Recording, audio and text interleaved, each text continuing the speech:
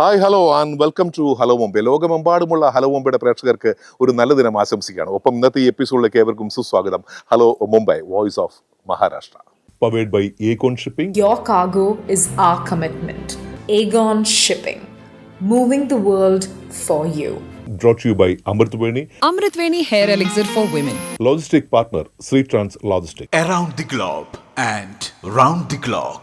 Hello Mumbai, hello Mumbai, hello Mumbai, hello Mumbai. നാളെ വൃശ്ചികം 1 വൃശ്ചിക മാസം പുലർന്നാൽ നോയമ്പ് നോക്കി കെട്ടും കെട്ടി ശബരിമലയ്ക്ക് പോകണം എന്നാണ്. അപ്പോൾ മഹാനഗരത്തിലെ ശരണം വിളിയുടെ നാളുകളാണ് നാളെ മുതൽ. എല്ലാവർക്കും അയ്യപ്പൻ അനുഗ്രഹം ഉണ്ടാകട്ടെ എന്ന് ഞങ്ങളും പ്രാർത്ഥിക്കുന്നു.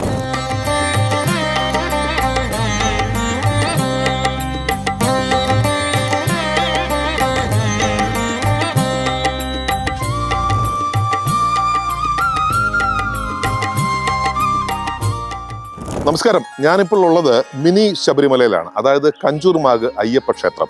നമ്മുടെ കേരളത്തിലെ അയ്യപ്പ ക്ഷേത്രം ആയിട്ട് താരതമ്യം ചെയ്യുമ്പോൾ ഇത് ഏകദേശം 100 വർഷം പഴക്കമുണ്ട് ഈ ക്ഷേത്രം. പല പല പടികൾ മുരുകനുക്ക്, 18 പടികൾ അയ്യനക്ക് എന്നാണ്. ഇത് അങ്ങോട്ട് കയറാൻ ഏകദേശം 108 പടികളുമുണ്ട്. അതേടാ, അപ്പൊ എത്ര, എനിക്ക് തോന്നുന്നു 100 വർഷത്തിന് മുകളിലായി അല്ലേ? അതെ, ഈ ക്ഷേത്രം ഏകദേശം 140 വർഷം പഴക്കമുണ്ട്. ഇവിടെ നേരത്തെ ഒരു ശിവ ഭഗവാന്റെ സാന്നിധ്യവും അതുപോലെ തന്നെ ദേവിയുടെ സാന്നിധ്യമായിരുന്നു ഉണ്ടായിരുന്നത്. അതിനുശേഷം നമ്മൾ നോക്കിയപ്പോഴാണ് അയ്യപ്പന്റെ സാന്നിധ്യവും കണ്ടിട്ട് അയ്യപ്പന്റെ വിഗ്രഹ പ്രതിഷ്ഠ നടന്നിട്ട് ഏകദേശം 100 വർഷങ്ങൾ കഴിഞ്ഞിരിക്കുകയാണ്. 100 വർഷം കഴിഞ്ഞു. അതിനുശേഷം ഒരു 3 മേജർ റിനോവേഷൻ കൂടി ഈ അമ്പലം നടന്നു പോയിട്ടുണ്ട്. ഇപ്പോൾ 3ാമത്തെ മേജർ റിനോവേഷൻ നമ്മൾ ചെയ്തത് 2008 ഇതിന്റെ ഒരു മേജർ റിനോവേഷൻ ചെയ്തിരിക്കുന്നത്. ആദ്യമായി പ്രതിഷ്ഠ നടത്തിയ അയ്യപ്പ ക്ഷേത്രമാണ് മിനി ശബരിമല എന്ന് പറയുന്നത്. ഇവിടെ പണ്ട് ഉത്സവം നടക്കുന്ന സമയത്ത് ഏകദേശം 10,000 കൂടിക്കൊണ്ടിരുന്ന, ബോംബെയിലുള്ള മലയാളികളെല്ലാം ഒത്തുകൂടുന്ന ഒരു ക്ഷേത്രമായിരുന്നു മിനി ശബരിമല. ഇപ്പോഴും ഏത് കോണിൽ നിന്നും, ബോംബെയിൽ ഏത് കോണിൽ നിന്നും ആൾക്കാർ ശബരിമലയ്ക്ക് പോകുമ്പോൾ അതിന് മുന്നായിട്ട് ഇവിടെ വന്ന് തൊഴുത് മാത്രമേ അവർ ശബരിമലയ്ക്ക് പോകാറുള്ളൂ. നമ്മുടെ ബോംബെയിൽ അല്ലെങ്കിൽ മഹാരാഷ്ട്ര ടോട്ടൽ എത്ര അയ്യപ്പ ക്ഷേത്രങ്ങൾ ഉണ്ടാവും? അയ്യപ്പ ക്ഷേത്രങ്ങൾ, മൊത്തം ക്ഷേത്രങ്ങൾ മലയാള താന്ത്രിക പ്രകാരം നടക്കുന്ന ക്ഷേത്രങ്ങൾ ഏകദേശം 84 ക്ഷേത്രങ്ങളുണ്ട്. 84 താന്ത്രിക വിധി പ്രകാരമുള്ള 84 ക്ഷേത്രങ്ങളാണ്. അയ്യപ്പ ക്ഷേത്രങ്ങളും വിഷ്ണു ക്ഷേത്രങ്ങളും ദേവീ ക്ഷേത്രങ്ങളും കൂടി. അതില് ഗുരുവായൂരപ്പന്റെ ക്ഷേത്രവും ദേവീ ക്ഷേത്രമുണ്ട്. അതിൽ മുത്തപ്പ ക്ഷേത്രങ്ങൾ പെടുന്നില്ല അല്ലെ? മുത്തപ്പ ക്ഷേത്രങ്ങൾ പെടുന്നില്ല. ക്ഷേത്രങ്ങളായിട്ട് നമുക്ക് വികാരം മാത്രമേ ഉള്ളൂ, വേറെ കേട്ടിട്ടില്ല. പക്ഷെ ഈ അതിൽ 80% നമ്മളുടെ അയ്യപ്പ ക്ഷേത്രമാണ് ബോംബെയിലുള്ളത്. ഹരിഹര പുത്രനെ തൊഴുതു വണങ്ങിയിട്ടുറ ചെയ്യണമെന്റെ കഥന കഥ. ഹരിവരാസനം കേട്ടുറങ്ങും എന്റെ അയ്യന്റെ നടയിൽ കുമ്പിടേണം. കേരളത്തിന് വെളിയിൽ ഏറ്റവും കൂടുതലുള്ള അയ്യപ്പ ക്ഷേത്രങ്ങളാണ് അല്ലെ? ഏറ്റവും കൂടുതൽ അയ്യപ്പ ക്ഷേത്രം എനിക്ക് തോന്നുന്നു കേരളത്തിന് പുറത്തുനിന്ന് ഏറ്റവും കൂടുതൽ ഈ കേരളത്തിൽ തമിഴ്നാടും ആന്ധ്രയും കഴിഞ്ഞു കഴിഞ്ഞാൽ ഏറ്റവും കൂടുതൽ അയ്യപ്പ ഭക്തന്മാര് പോകുന്ന പോലും ബോംബെയിൽ. നമുക്ക് ഇപ്പൊ ഈ 84 ക്ഷേത്രങ്ങളുണ്ട്. ഇപ്പൊ പറഞ്ഞ പോലെ 100 വർഷമായിട്ട് വന്നു. ഇപ്പൊ 50, 60, 40. ഇനി ഇത് മുമ്പോട്ട് നമുക്കിത് കറക്റ്റ് ആയിട്ട് പരിപാലിച്ചു കൊണ്ടുപോകാൻ സാധിക്കും. ഇപ്പോഴത്തെ ഏറ്റവും വലിയ പ്രശ്നം നമ്മൾ അഭിമുഖീകരിക്കുന്ന വെച്ചാൽ ഈ ക്ഷേത്രങ്ങൾ ഇനി എങ്ങനെ പരിപാലിച്ചു കൊണ്ടുപോകുന്നതാണ്. അതെ, ഇപ്പോഴും ചില ആൾക്കാർ ക്ഷേത്രങ്ങൾ പണിയുവാൻ വേണ്ടി മുന്നോട്ട് വരുന്നു. ബോംബെയിൽ തന്നെ ഇപ്പൊ നമ്മുടെ അറിവ് പ്രകാരം നവി മുംബൈയിൽ ഇപ്പൊ ഒരു പുതിയ ക്ഷേത്രം കൂടെ പണിയാൻ പോവുകയാണ്. ഇപ്പൊ അടുത്ത തലമുറ ഇനിയും വന്നു കഴിഞ്ഞാൽ ഈ ക്ഷേത്രങ്ങൾ പരിപാലിച്ചു കൊണ്ടുപോകാൻ പറ്റുള്ളൂ. ആ ഒരു ഏറ്റവും ഞങ്ങൾ ഇവിടുത്തെ ബോംബെയിലെ ക്ഷേത്രങ്ങൾ അഭിമുഖീകരിക്കുന്ന ഏറ്റവും വലിയ പ്രശ്നം വെച്ചാൽ ഒരു അടുത്ത 20 വർഷം ശേഷം ഈ ക്ഷേത്രങ്ങളൊക്കെ എങ്ങനെ പരിപാലിക്കും എന്നുള്ളതാണ്. അതായത് പണ്ട് രാജാക്കന്മാരുടെ സംരക്ഷണയിലായിരുന്നു കേരളത്തിലെ ക്ഷേത്രങ്ങളെല്ലാം. പിന്നീട് അത് ആരും നോക്കാതെ വന്നപ്പോഴാണ് അത് ദേവസ്വം ബോർഡ് ഉണ്ടാക്കിയത്. അങ്ങനെ എന്തെങ്കിലുമൊക്കെ ഫ്യൂച്ചറിൽ ചെയ്യേണ്ടി വരുമായിരിക്കാം അല്ലെ? എന്തൊക്കെയാലും അയ്യപ്പന്റെ കരുണാ കടാക്ഷം ഏവലും ഉണ്ടാകട്ടെ. നമുക്ക് കൂടുതൽ വിശേഷങ്ങളിലേക്ക് കിടക്കാം. ഹരിഹര പുത്രനെ തൊഴുതു വണങ്ങിയിട്ടുറ ചെയ്യണമെന്റെ കഥന കഥ. ശബരിമല ക്ഷേത്രം എന്ന് പറയുന്നത് 18 മലകൾക്ക് നടുവിലായിട്ടാണ് അയ്യന്റെ പൂങ്കാവനം. അതുപോലെ 1260 മീറ്റർ സമുദ്രവും മുകളിലായിട്ടാണ് നമ്മുടെ അയ്യപ്പ ക്ഷേത്രം, ശബരിമല ക്ഷേത്രം. അയ്യപ്പന് നമ്മുടെ പൂങ്കാവനം. ഇത് എത്ര അടി പൊക്കമുണ്ട്? ഇത് ഏകദേശം സമുദ്രത്തിൽ 118 മീറ്റർ. 1260 മീറ്റർ ആണ് കേട്ടോ ഞാൻ പറഞ്ഞത്. അതുപോലെ ഇത് 180 മീറ്റർ ആണ് അല്ലെ? അതൊപ്പം 4 ചുറ്റും കാനനമാണ്.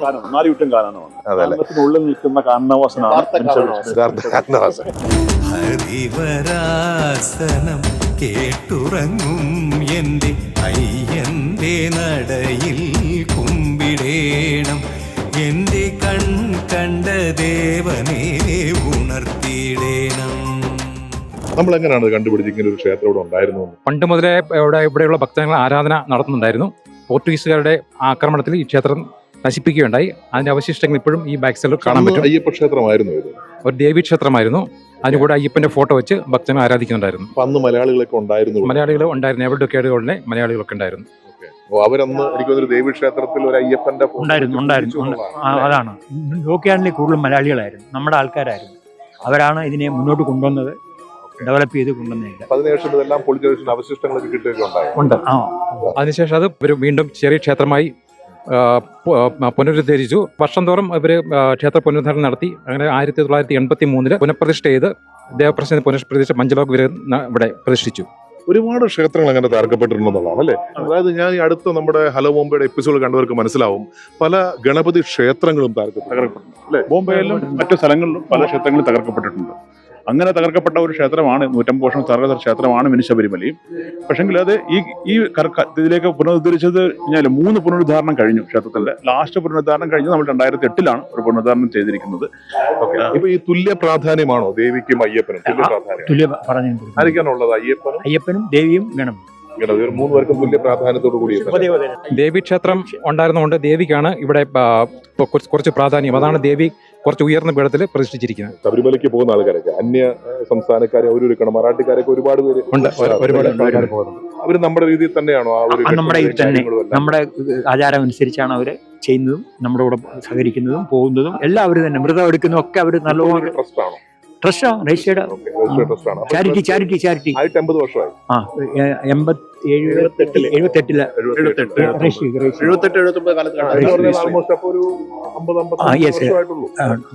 അപ്പൊ ഈ 120 വർഷത്തിന് ശേഷം ആക്ച്വലി പണിഞ്ഞിട്ട് 80 വർഷമായെന്നാണ് പറയുന്നത് അല്ലേ? അതിനു മുന്നേ ക്ഷേത്രം പണിതിരുന്നു. പക്ഷേ ഒരു ട്രസ്റ്റായിട്ട് രൂപീകരിച്ചത് 60 വർഷമായിട്ട്. അതിനുമുമ്പ് ക്ഷേത്രം ഉണ്ടായിരുന്നു. ക്ഷേത്രവും ആരാധനയും അന്ന് ഇവിടെ ഞാൻ കേട്ടിട്ടുള്ളത്, ഇവരൊക്കെ നടന്നു വരുന്നത് ഒരു ചാല് പോലുള്ള സ്ഥലത്തൂടെ അങ്ങോട്ട് നടന്ന് കയറിക്കൊണ്ടിരുന്നത്, ബാക്കിലൂടെ നടന്ന് കയറുക. ഞങ്ങളൊക്കെ IIT താമസിക്കുന്നവരാണ്. അപ്പൊ ആ സമയത്ത് ബോംബെയില് ആദ്യമായിട്ട് വന്ന അയ്യപ്പ ക്ഷേത്രം മിനി ശബരിമലയാണെന്ന് അറിയപ്പെടുന്നത്. അപ്പൊ ഞങ്ങൾ വരുന്ന IIT നടന്ന് ഇതിലൂടെ വന്നോണ്ടിരുന്നത്. ഞാൻ ബോംബെയിൽ 55 കൊല്ലത്തോളമായി. അന്നൊക്കെ ഫോട്ടോ ആയിരുന്നു? അല്ല, അന്നൊരു തിരുമേനി ഉണ്ടായിരുന്നു, വിഗ്രഹം ഉണ്ടായിരുന്നു. ഇപ്പൊ പഞ്ചലോഹത്തിലാണ് വിഗ്രഹം. പിന്നെ ഇപ്പൊ പഞ്ചലോഹത്തിൽ വിഗ്രഹം പൂർത്തീകരിച്ചിരിക്കുകയാണ്.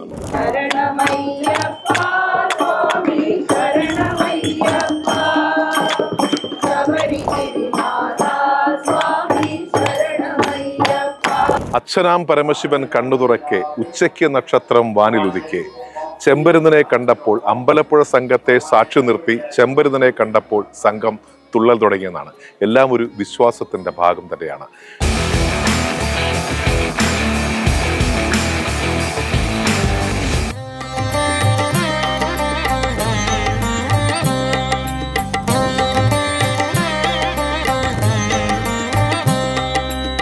അപ്പം നമ്മളിപ്പോൾ ഉള്ളത് നമ്മുടെ മുംബൈയിലെ ഗുരുസ്വാമിമാർ ഒത്താണ്.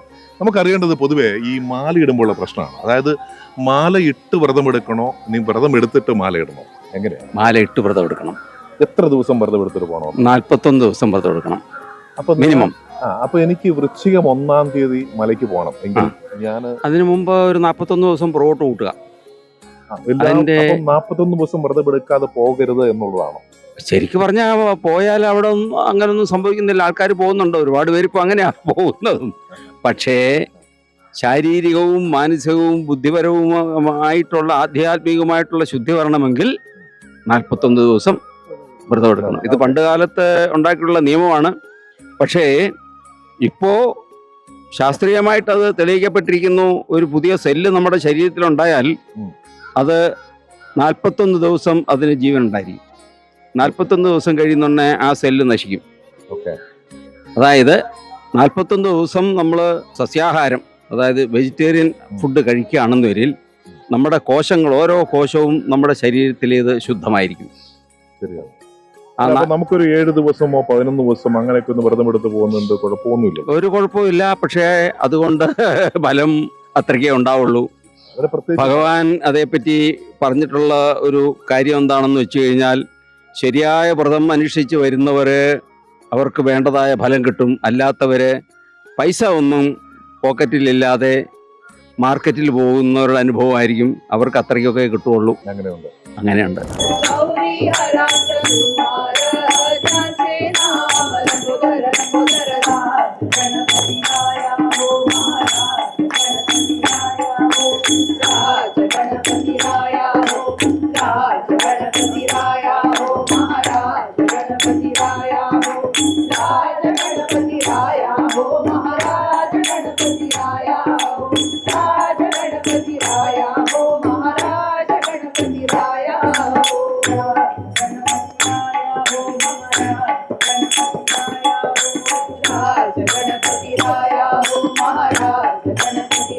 ഈ മുദ്രയിൽ അയ്യപ്പൻ തന്നെ വേണം എന്നുള്ളതല്ല. അയ്യപ്പന്റെ മുദ്രയാണ്. അയ്യപ്പ വിശ്വാസികൾ അയ്യപ്പന്റെ മുദ്ര ചിലവരൊക്കെ ഓം അല്ലെങ്കിൽ ദേവിയുടെ മറ്റുള്ള ഒരു മുദ്ര ഉപയോഗിക്കുന്നുണ്ട്. അങ്ങനെ ഉപയോഗിക്കുന്നുണ്ട്. അതുകൊണ്ട് കുഴപ്പമൊന്നുമില്ല. അത് ഓരോരുത്തരുടെ വിശ്വാസം അനുസരിച്ച് ചെയ്യുന്നതിന് കുഴപ്പമില്ല. പക്ഷേ അയ്യപ്പസ്വാമിയെ കാണാൻ പോകുന്നുണ്ടെ അയ്യപ്പന്റെ ഒരു മുദ്ര ധരിക്കുന്നതാണ് ഏറ്റവും നല്ലത്. ഏത് മാല ധരിക്കണമെന്നാണ്? രുദ്രാക്ഷമുണ്ട്, തുളസിയുണ്ട്. തുളസിമാലയാണ് ഏറ്റവും അനുയോജ്യമായിട്ടുള്ള ധാരണ. ഞാനിപ്പോ ഉപയോഗിച്ച മാല പിന്നീട് ഉപയോഗിക്കുന്നുണ്ട്. ഒരു കുഴപ്പമില്ല. അത് വൃത്തിയായിട്ട് ശുചിയായിട്ടുള്ള സ്ഥലത്ത് സൂക്ഷിക്കണം. പൂജ ചെയ്തിടുന്നതിന് മുമ്പ്, പൂജിക്കുന്നതിന് മുമ്പ് പാലിലോ പനിനീരിലോ കഴുകി വൃത്തിയാക്കി ശുദ്ധമാക്കിയിട്ട് അത് പൂജിക്കാൻ കൊടുക്കണം. പൂജിച്ചു കഴിഞ്ഞ് ഗുരുസ്വാമി അത് മാലയിട്ടു. ഗുരുസ്വാമി ആകണമെങ്കിൽ 18 വർഷം മല കയറി പിന്നീട് അവിടെ തെങ്ങ് വെച്ചെങ്കിൽ മാത്രമല്ലേ ഗുരുസ്വാമി ആവൂ? അതെ. അല്ലാത്തവർ പെരിയ സ്വാമി. കെട്ട് നിറച്ചു കൊടുക്കുന്നത് ഗുരുസ്വാമി തന്നെ ആയിരിക്കണമെന്നുണ്ടോ? ശരിക്കും പറഞ്ഞാൽ ഗുരുസ്വാമിമാരാണ് അതിന് ഓതറൈസ്ഡ് പേഴ്സൺസ്. പക്ഷേ അറിയാവുന്ന പലരും സീനിയർ സ്വാമിമാര് കൊടുക്കുന്നുണ്ട്. എന്ന് വെച്ചാൽ എല്ലാവരും 18 മല കയറിയ ഗുരുസ്വാമിമാരെ കിട്ടാറില്ല. എല്ലാവരും കിട്ടാറില്ല. ആര് മാലയിട്ട് കൊടുക്കണമെന്നുള്ളതാണ്? ഗുരുസ്വാമി തന്നെ മാലയിട്ട് ഗുരുസ്വാമി കൊടുക്കണമെന്നാണ്. ഗുരുസ്വാമിയുടെ കൈകൊണ്ട് വേണം മാലയിടാൻ. അതിപ്പോ പൊതുവെ നമ്മൾ അമ്പലത്തിൽ പോയി സാധാരണ പൂജാരിയെ കൊണ്ട് മാലയിടും. തെറ്റാ. അങ്ങനെ ശാസ്ത്രമില്ല. ഗുരുസ്വാമിയെ കൊണ്ട് തന്നെ. ഗുരുസ്വാമി മാല ഇടാൻ ഇല്ലെങ്കിൽ അച്ഛനെ കൊണ്ടോ അമ്മയെ കൊണ്ടോ ഇടിക്കും. ഞാനൊന്ന് ക്ലിയർ ചെയ്തോട്ടെ. അതായത് 18 വർഷം മലയ്ക്ക് പോയി തെങ്ങ് വെച്ച ആള് തന്നെ ആയിരിക്കണം ഗുരുസ്വാമി. ആ ഗുരുസ്വാമി തന്നെ വേണം മാലയിടാൻ. അല്ലേ? അങ്ങനെയാണെങ്കിൽ നമ്മൾ ഈ സ്ത്രീ മാളികപ്പുറം പോകുന്നുണ്ടല്ലോ, അവർക്ക് ഗുരുസ്വാമി മാല ഇട്ട് കൊടുക്കുന്നുണ്ട്. എന്താണ് കുഴപ്പം? അങ്ങനെ കുഴപ്പമില്ല, ഇട്ട് കൊടുക്കാം. പിന്നെന്താ? മലയ്ക്ക് പോകുന്നവരെന്ന് പറഞ്ഞു കഴിഞ്ഞാൽ അവരുടെ ആ മെൻസ്ട്രുവൽ സൈക്കിള് കഴിഞ്ഞവരായിരിക്കുമല്ലോ പോകുന്നേ. അവർക്ക് മാലയിട്ട് കൊടുക്കാമല്ലോ. ഗുരുസ്വാമിമാരാണല്ലോ മാലയിട്ട് കൊടുക്കുന്നത്.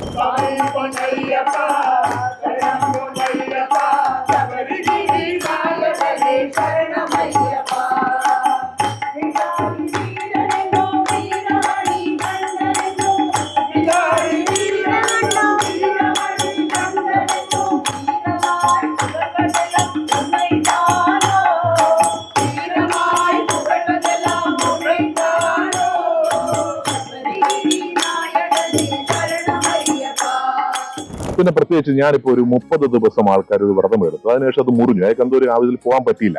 പിന്നീട് 11 ദിവസം കണ്ടിന്യൂ ചെയ്താൽ മതിയോ? നോൺ വെജ് ഒന്നും കഴിക്കാതെ ബ്രഹ്മേരിയും സൂക്ഷിച്ചുകൊണ്ട് കണ്ടിന്യൂ ചെയ്താൽ മതി. ഓക്കെ. ഈ ശുചിത്വമില്ലാത്ത സ്ഥലത്ത് ജോലി ചെയ്യുന്നവർ, ഈ മാല ഇട്ടുകൊണ്ട് ജോലി ചെയ്യുന്നവർ എന്താണ് അഭിപ്രായം? അങ്ങനെ പറയാനാണ്. ചില സന്ദർഭങ്ങളിൽ നിവൃത്തിയില്ലാത്ത ഒരവസ്ഥ വരുന്നുണ്ട്. അപ്പോൾ കുറച്ചു നാൾ മുമ്പ് എൻ്റെ കൂടെ ഒരാൾ ശബരിമലയ്ക്ക് വന്നു. അദ്ദേഹത്തോട് ചോദിച്ചപ്പോൾ അദ്ദേഹം പറഞ്ഞു, ഞാനൊരു ഹോട്ടലിലാണ് ജോലി ചെയ്യുന്നത്.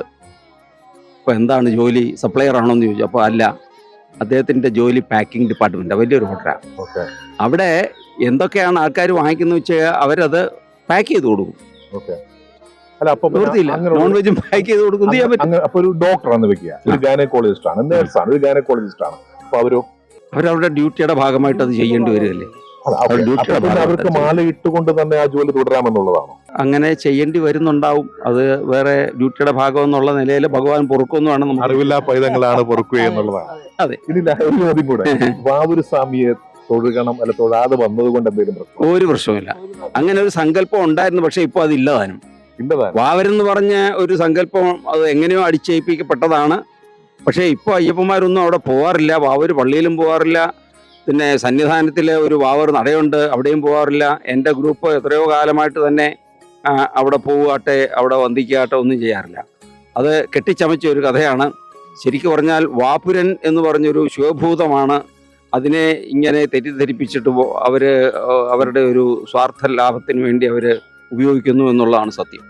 പലർക്കും പല രീതിയിലുള്ള വിശ്വാസമാണ്. വിശ്വാസം അതല്ലേ എല്ലാം എന്നല്ല, വിശ്വാസം അതാണ് എല്ലാം.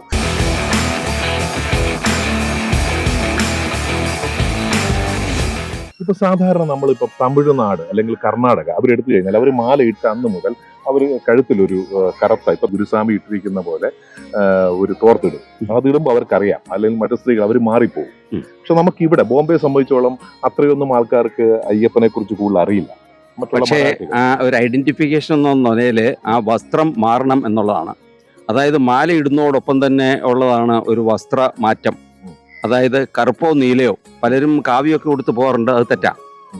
ശബരിമലയ്ക്ക് പോകാൻ കറുപ്പും നീലയും മാത്രമാണ് പറഞ്ഞിരിക്കുന്നത്. അതുകൊണ്ട് മാത്രമല്ല, വേറെയും പല കാരണങ്ങൾ കാണും. എന്താന്ന് വെച്ചാൽ എല്ലാ ദിവസവും കഴുകാനൊന്നും പറ്റിയില്ലാന്നിരിക്കും. പണ്ടെല്ലാം കരിമല വഴിയൊക്കെയാണ് പോയിരുന്നത്. പലപ്പോഴും അത് എല്ലാ ദിവസവും നനയ്ക്കാനൊന്നും പറ്റിയെന്ന് വരില്ല. അപ്പോൾ കറുത്ത വസ്ത്രമാണെന്ന് കുറച്ച് അഴുക്ക് പിടിച്ചാലും അറിയത്തില്ല. അങ്ങനെയുള്ള ചില കാരണങ്ങളും കാണാം. പിന്നെ ചൂടിനെയും തണുപ്പിനെയും ഇത് പ്രതിരോധിക്കും എന്നാണ് ഒരു സങ്കല്പം ഉള്ളത്. അതുകൊണ്ടും കറുപ്പാണ് അതിന് പറഞ്ഞിട്ടുള്ളത്. പ്രവാസികളെ സംബന്ധിച്ചോളം, ബോംബെ ഒക്കെ സംബന്ധിച്ചോളം ഒരു ചെറിയൊരു ഫ്ലാറ്റിലാണ് ആൾക്കാർ താമസിക്കുക. ഇപ്പൊ സ്ത്രീകൾക്കൊക്കെ ആർത്തവമായി കഴിഞ്ഞത് അതെങ്ങനെയാണ്? ആ വീട്ടിൽ തന്നെ മാലയിട്ടൊരാൾക്ക് എങ്ങനെ താമസിക്കാൻ സാധിക്കും? അപ്പോൾ അവർക്ക് എങ്ങനെ നമുക്കൊന്ന് ശബരിമലയിൽ ആ സമയത്ത് വീടുകളിൽ താമസിക്കാറില്ല. ഇങ്ങനെയുള്ള ആർത്തവമുള്ള സ്ത്രീകളുള്ള വീടുകളിൽ താമസിക്കാറില്ല. അപ്പൊ നമുക്ക് 2 നേരം ശരണം വിളിക്കണം എന്നുള്ളതാണ്. അതെ, രാവിലെ 5 മണിക്ക് എഴുന്നേറ്റ് കുളിച്ച് ശരണം വിളിച്ച് ഭഗവാനെ തൊഴുത് വിളക്കും ചന്ദനത്തിരിയും കത്തിച്ച് ശേഷം വ്രതം തുടങ്ങും. 41 ദിവസം മുമ്പാണ് വ്രതം തുടങ്ങുന്നത്. നമ്മൾ ഒരാൾ മരിച്ചു കഴിഞ്ഞാൽ എത്ര വർഷം കഴിഞ്ഞ്, എത്ര നാള് കഴിഞ്ഞ് പോകണം? 1 വർഷം കഴിഞ്ഞ് പോകണമെന്നാണോ, അതോ ആ ഒരു പുല കഴിഞ്ഞ് കുളിച്ചു കഴിഞ്ഞാൽ? പുല കഴിഞ്ഞ് കുളിച്ചു കഴിഞ്ഞാൽ നമുക്ക് പോവാം. അത് പല കമ്മ്യൂണിറ്റിയില് പല വിധത്തിലാണ്. ബ്രാഹ്മണ കമ്മ്യൂണിറ്റിയിൽ അവർക്ക് 1 വർഷം കഴിഞ്ഞിട്ടേ പോകാൻ പാടുള്ളൂ. നായർ കമ്മ്യൂണിറ്റിയിലും മറ്റൊക്കെ പുല കഴിയുന്നതോടുകൂടി അതിനുള്ള ഇത് മാറും. പുല കഴിഞ്ഞു കഴിഞ്ഞാൽ മറ്റമ്പലങ്ങളിലൊക്കെ പോകുന്ന പോലെ ശബരിമലയ്ക്കും പോകാം. പിന്നെ അതുപോലെ തന്നെ ഈ എണ്ണത്തോണി, അവിടുത്തെ ഈ നെയ്ത്തോണിലാണല്ലോ ആൾക്കാർ കൂടുതലും ഒഴിക്കുക നെയ്യ്. അത് ആക്ച്വലി അഭിഷേകം ചെയ്യാൻ ഇല്ല, അത് തെറ്റാണ്. ശരിക്കും പറഞ്ഞാൽ അത് വേസ്റ്റ് ആയി പോവുകയാണ് ചെയ്യുന്നത്. അതെ, അതായത് നമ്മൾ കൊണ്ടുപോകുന്ന നെയ്യ് എന്ന് പറയുന്നത് നമ്മുടെ ആത്മാവാണ്. നമ്മൾ നിറയ്ക്കുന്ന നാളികേരം എന്ന് പറയുന്നത് നമ്മുടെ ബോഡിയാണ്. അപ്പോൾ ആ നെയ്യ് നാളികേരം എന്ന് പറഞ്ഞു കഴിഞ്ഞാൽ നമ്മുടെ ഒരു റെപ്ലിക്കയാണ്. അതവിടെ കൊണ്ടുവന്ന് കഴിഞ്ഞാൽ തുറന്ന് ഭഗവാന്റെ സന്നിധാനത്തിൽ ചെന്ന് കഴിഞ്ഞാൽ അത് അവിടെ വെച്ച് തുറന്ന് അതിലെ നെയ്യെടുത്ത് അത് ഭഗവാന്റെ വിഗ്രഹത്തിൽ അഭിഷേകം ചെയ്യുമ്പോൾ നമ്മുടെ ആത്മാവ് ഭഗവാനിൽ വിലയം പ്രാപിച്ചു എന്നുള്ളതാണ് സങ്കല്പം. അത് കഴിഞ്ഞാൽ ആ കോക്കനട്ട് ഷെൽ എന്ന് പറയുന്നത് നമ്മുടെ ബോഡിയാണ്. നമ്മൾ സാധാരണ ആഴിയിലിടും. സാധാരണ നമ്മുടെ ജീവൻ പോയി കഴിഞ്ഞാൽ പിന്നെ ആ ബോഡി കത്തിച്ച് കളയുന്നത് പോലെ ഈ കോക്കനട്ട് ഷെല്ല് നമ്മൾ ആഴിയിലിട്ട് ദഹിപ്പിച്ച് കളയും. അത് ചിലർക്ക് പ്രസാദമാക്കി വീട്ടിൽ കൊണ്ടുപോകാൻ തെറ്റാ, ശരിയല്ല. അതെല്ലാം പ്രസാദമായിട്ട് തിരിച്ചുകൊണ്ടാകും.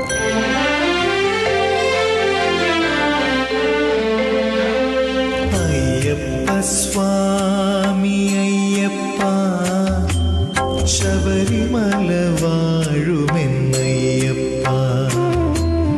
അയ്യപ്പ സ്വാമി അയ്യപ്പ ശബരിമല വാഴുമെന്നയ്യപ്പ. ഹരിഹര സുതനേ ശരണമയ്യപ്പ.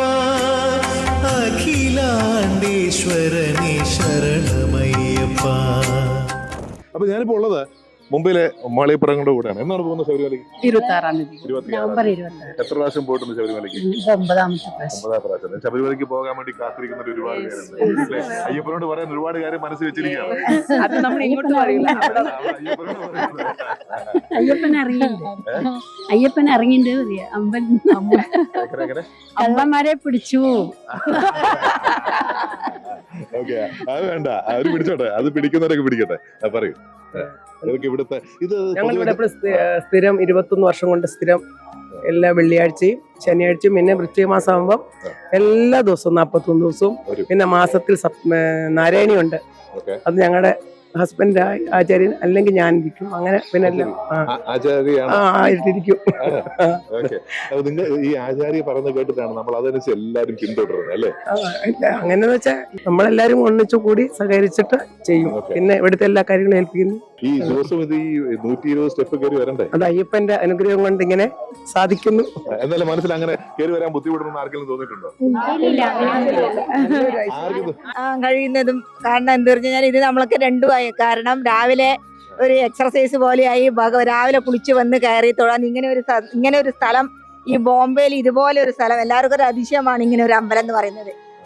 ഇതിപ്പോ ഫോട്ടോ ഇതൊക്കെ വീഡിയോ കാണിച്ചാൽ എല്ലാവരും പറയാം ബോംബെയിൽ ഇങ്ങനെ ഒരു സ്ഥലങ്ങളുണ്ടോ ഇങ്ങനെ. ശരിക്കും മിനി ശബരിമല എന്ന് പറഞ്ഞാൽ ശബരിമല പോലെ തന്നെ അങ്ങനെ. ഇല്ല, ഞങ്ങൾക്ക് അങ്ങനെ തോന്നിയിട്ടേ ഇല്ല. എക്സർസൈസ് മാതിരി എടുക്കുന്നത് ബുദ്ധിമുട്ടൊക്കെ ഉണ്ട്.